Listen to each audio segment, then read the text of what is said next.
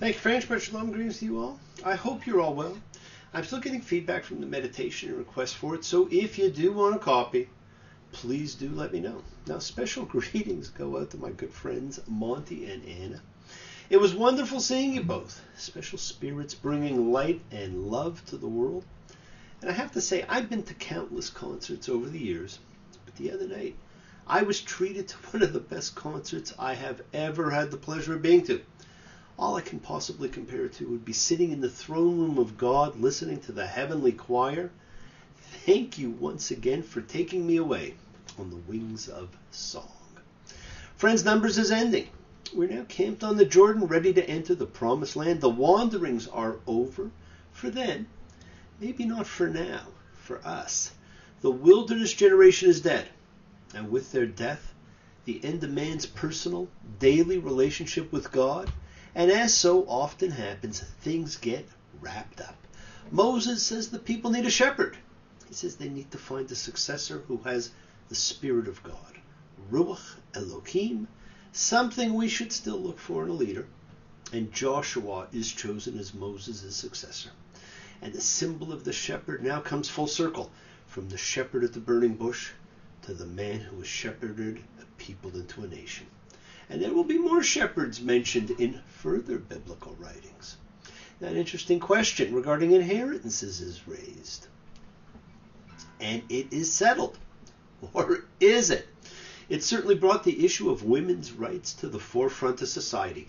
And God weighs in with the answer. Numbers 27:7. Zelophehad's daughters speak right.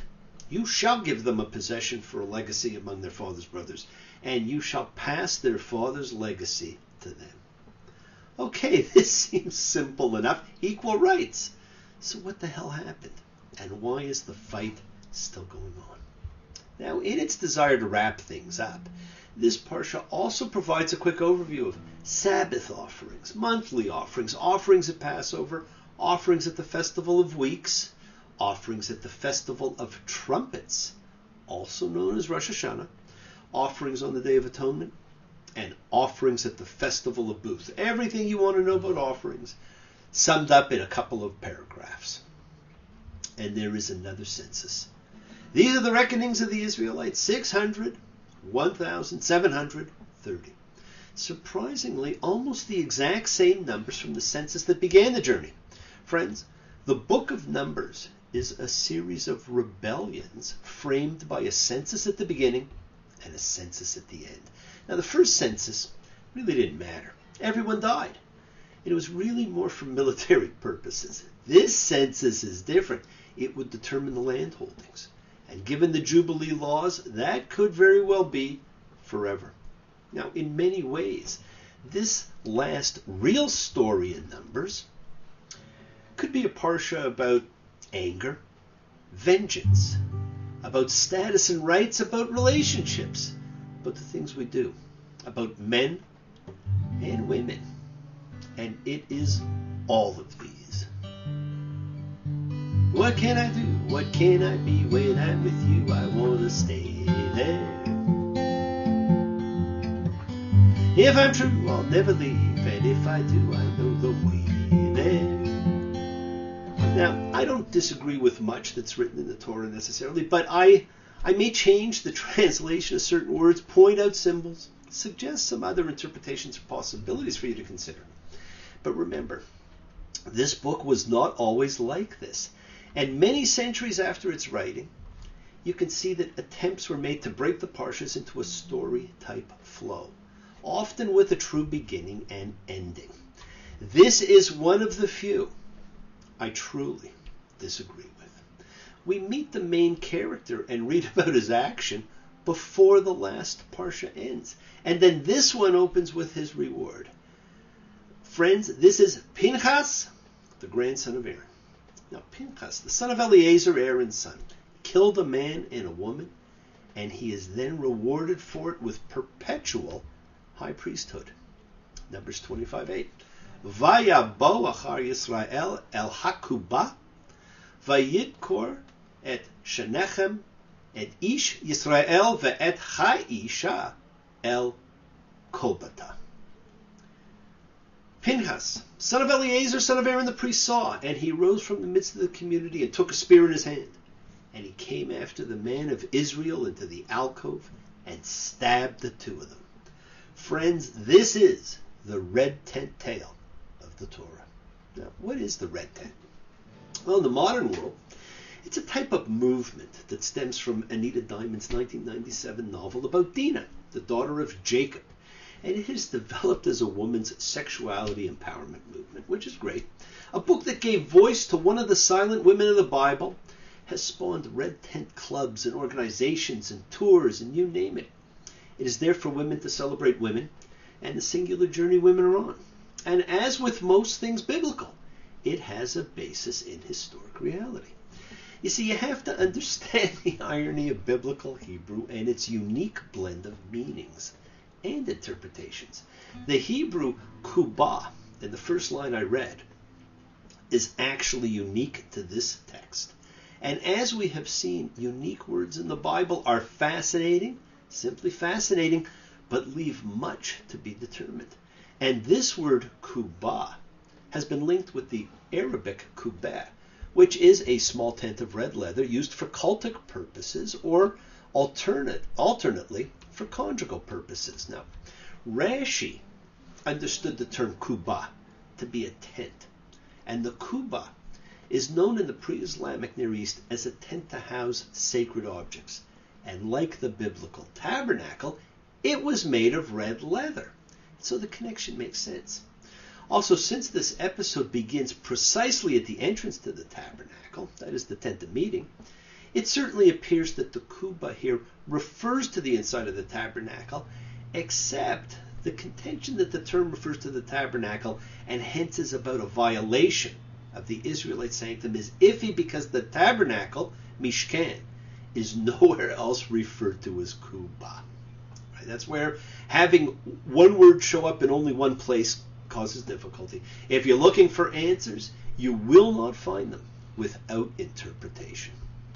Now, the second occurrence of kubah in this verse appears to be the same word, though it actually puns on the word kebah, which means belly. Biblical humor allows us to understand the second tent, or alcove as it were, as a euphemism for the woman's sexual part. She is stabbed in her alcove. Actually, several of the medieval commentators follow this particular line of interpretation, invoking the karmic principle of measure for measure. It is a most extraordinary sexual image, as the spear strikes the man and then protrudes from him into her belly or genital area, paralleling their sexual intercourse. And people think there is no humor in the Bible. Now, what isn't asked, and what I would love to borrow Mr. Peabody's Wayback Machine for, is to go and see, was there a crossover between the conjugal red tent and the cultic red tent Mishkan? Was sexuality a greater part of the original cult?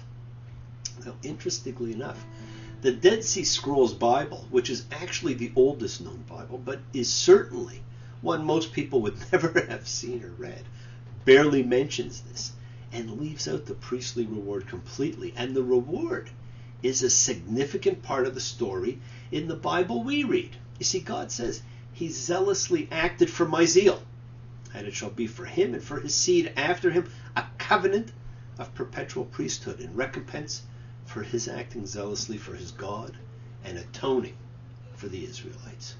What a reward for this execution. Perpetual priesthood. Are we to believe that God rewards us for killing without witnesses, evidence, trial in the zealousness of our love for God? Hey, do we not condemn any who do the same? Should we be looking at this instead, perhaps, as with Nadab and Abihu? Violations within the sacred zone require swift action. This is a conundrum. Confusion in what we see, as Numbers is rapidly coming to an end. And if nothing else, it confirms the power of the priesthood consolidated in the hands of one small group. It is not a surprise that the great scholar of Kabbalistic thought, Isaac Luria Ha'ari, the Holy Lion, viewed this story as being a lesson in anger without ego, a story of vengeance. Congratulations. for breaking my heart. Congratulations. For tearing it all apart. Congratulations. You finally did succeed. Congratulations. For leaving me in need. Friends, this almost ends the narrative that began in Genesis.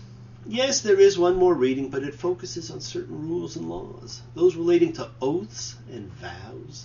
This is an odd way to end a journey that began in the beginning. Well, the world is sacred. So is everything in it. Express your gratitude, light a candle, make a wish. Celebrate your life and the lives of those you love. Share your feelings with them. Live free, honor your freedom. Be well, be happy, be blessed. Share and honor the light and all who live in the light and continue to shine. Continue to send everyone you know goodwill and love. Pray for peace and freedom for everyone, and end to terror and hatred. Remember, friends, we are a community. We learn together, we celebrate each other, we love each other. We share this ride together, men and women equally. Let us send out love, not fear. Send out peace, harmony, good healing to all who need it, and please do. Learn to forgive and learn to love. Open your hearts. Honor the relationships of your life. Tell those you love that you love them. Take advantage of the time you have. Enjoy the journey. We take the twists and turns and the patterns that weave through the fabric of our lives in our efforts to grow, to learn, to be, to love. So please do love. Send healing, goodwill, and love to all who need it. Share your holiness. Bless you all. Have another fantastic week, a week of love and light and peace and healing. Honor the people of your life and honor the women in your life. Give them their due. They are more than equal.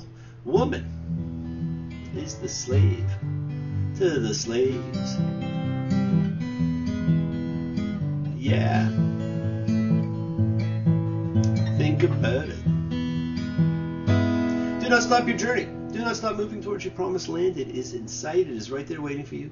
Keep on dreaming, keep on being, keep sharing, keep shining, keep teaching, keep spreading your holiness. Do not follow fear. Now, thank you all for joining me, for participating, for sharing your special time with me. I am honored. I love you all. I look forward to seeing you all next week. Be well. Until then, Shabbat Shalom.